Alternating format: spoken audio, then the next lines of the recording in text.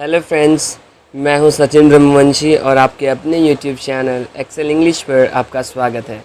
Friends, आज हम सीखने वाले हैं एक ऐसा टॉपिक जो कि आपके बोर्ड एग्ज़ाम्स 10th और 12th के लिए बेहद इम्पॉर्टेंट है। जी हाँ फ्रेंड्स, बहुत इम्पॉर्टेंट है, कंपलसरी है। ये हमेशा हर बोर्ड एग्ज़ाम में, चाहे वो 10th हो चाहे वो 12th हो, 4 मार्क्स का आता ही आता है।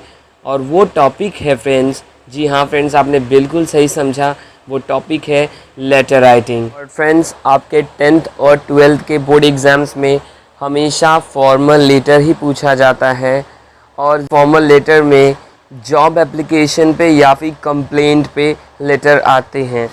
सो फ्रेंड्स, अगर मैं दोनों जॉब एप्लीकेशन और कंप्लेंट्स दोनों टाइप के लेटर को अगर इस वीडियो में कवर करता हूँ तो ये वीडियो काफ़ी लंबा हो जाएगा। इस वजह से हम लेटर राइटिंग को 2 पार्ट में समझेंगे। ये फर्स्ट पार्ट है लेटर राइटिंग का, जिसमें हम जॉब एप्लीकेशन के बारे में समझेंगे कि उस पर लेटर आता है तो हमें कैसे लिखना है। जी हाँ फ्रेंड्स, कंपलसरी क्वेश्चन है, कंपलसरी टॉपिक है बोर्ड एग्ज़ाम में। आप एंड तक देखिएगा, नहीं तो आपको समझ में नहीं आएगा और आपके 4 मार्क्स कट सकते हैं।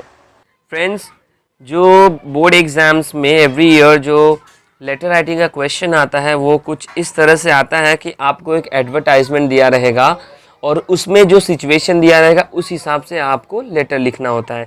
जैसे कि आपके स्क्रीन पर दिख रहा होगा, जो क्वेश्चन है, wanted accounts officer, commerce graduate with minimum 4 और 5 years experience, write to box number so and so, the Times of India, Mumbai 400001।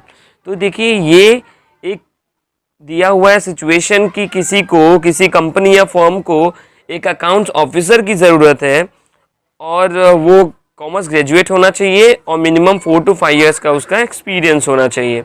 और ये जो एडवर्टाइजमेंट है वो आई है टाइम्स ऑफ इंडिया न्यूज़पेपर में।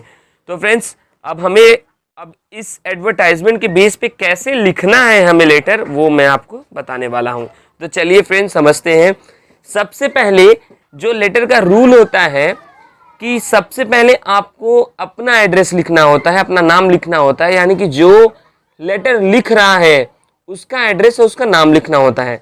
फॉर एग्जाम्पल, जैसे कि यहाँ पे देखिए है रमेश पाटिल, कॉमा, नेम के बाद कॉमा डालना ना भूलिएगा, वरना रॉन्ग उसमें ग्रामेटिकल मिस्टेक पाई जाएगी बोर्ड एग्जाम में। और उसके बाद अपना एड्रेस लिखना है और एंड जो आपका सिटी रहता है, उसके बाद जो हम लोग पिन कोड लिखते हैं उसके पहले तक आपको कॉमा लिखना है, जो भी एड्रेस रहेगा। जैसे ही आपका मुंबई या फिर जो भी सिटी है उसके बाद अगर पिन कोड लिख दिया, उसके बाद आप फुल स्टॉप लिख देंगे, फिर आपका एड्रेस कंप्लीट हो जाता है। फिर उसके बाद आपको डेट लिखना है। डेट के बाद फ्रेंड्स, कभी भी आपको ऐसे नहीं लिखना है कि आपको फुल स्टॉप नहीं डालना है डेट के बाद, ठीक है।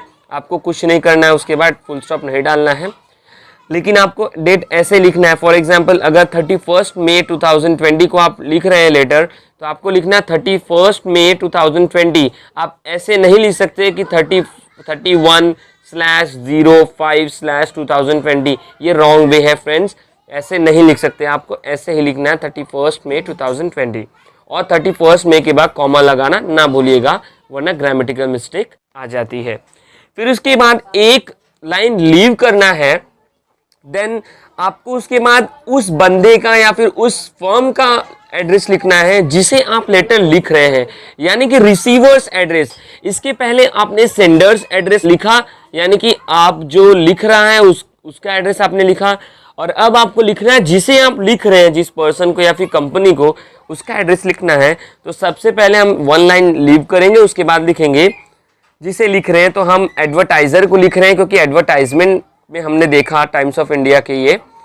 तो लिखेंगे दी एडवर्टाइजर, बॉक्स नंबर, उसका address box number BBR 983K, comma, the advertiser के बाद भी कॉमा डाल देना, the Times of India, comma, Mumbai 400001, then full stop. ये फाइनल एड्रेस था उसका। उसके बाद फिर उसके बाद आपको रेफरेंस लिखना है कि आपको कहाँ से ये जो एडवर्टाइजमेंट मिला।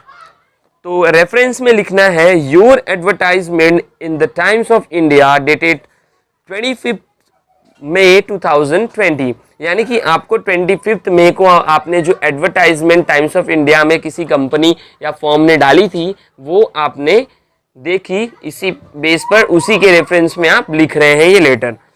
उसके बाद आपको सब्जेक्ट लिखना है जस्ट उसके नीचे। फ्रेंड्स, आपको जो रिसीवर्स एड्रेस के बाद 1 लाइन लीव करनी है, उसके बाद ये रेफरेंस लिखना है। अब रेफरेंस के जस्ट नीचे आपको सब्जेक्ट लिखना है। तो सब्जेक्ट क्या है, किसी को अकाउंट्स ऑफिसर की जॉब चाहिए, ऐसे लिखना है आपको सब्जेक्ट कि application for the post of an accounts officer, then full stop. Friends, one more thing कि आपको रेफरेंस और जो सब्जेक्ट का कंटेंट है उसे आप अंडरलाइन करना ना भूलिएगा, बिकॉज ये इंपॉर्टेंट पॉइंट्स हैं, हेड पॉइंट्स हैं आपके लेटर के, तो वो इंपॉर्टेंट है। उसके बाद आपको 1 लाइन लीव करनी है सब्जेक्ट के बाद, और फिर आपको सैल्यूटेशन देना है, जैसे कि हम लोग रिस्पेक्टेड सर या फिर मैडम ऐसे देते हैं। उसके बाद कॉमा देना है।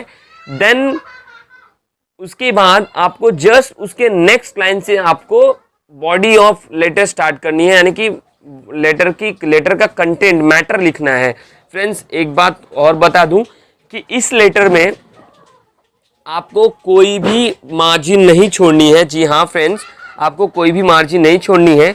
आपको फिर जो कंटेंट लिखा है वो आपको लिखना है, एंड देन लास्ट पैराग्राफ में thanking you yours faithfully x, आपका नाम जो रहेगा, नहीं तो XYZ आपका जो नाम, जैसे कि यहाँ पे हमने लिखा है रमेश पाटिल, तो वो लिखना है।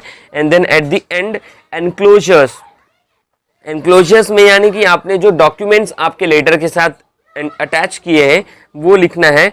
तो हमने यहाँ पे किया हुआ है xerox copy of degree certificates और xerox copy of experience certificates और अपनी बायोडेटा, क्योंकि फ्रेंड्स ये एक जॉब के लिए लेटर है, एप्लीकेशन लेटर है, तो यहाँ पे इन डॉक्यूमेंट्स की ज़रूरत है। So friends, one more thing आपको बता दूं कि आपको लेटर में, जैसे कि पहले हम लेटर लिखते थे, मेरे टाइम भी ऐसा होता था कि लोग कंफ्यूज होते थे, कि कंफ्यूजन हमेशा होता था कि हमें जो लिखना है, पैराग्राफ्स लिखने हैं, उसके बीच पैराग्राफ्स को मार्जिन दे के बनाना है या फिर without any margin, left side extreme margin से स्टार्ट करना है पैराग्राफ को। सो फ्रेंड्स, पहले ऐसा होता था कि हमें मार्जिन देकर स्टार्ट करना पड़ता था, थोड़ा स्पेस छोड़कर, बट अब ऐसा नहीं है।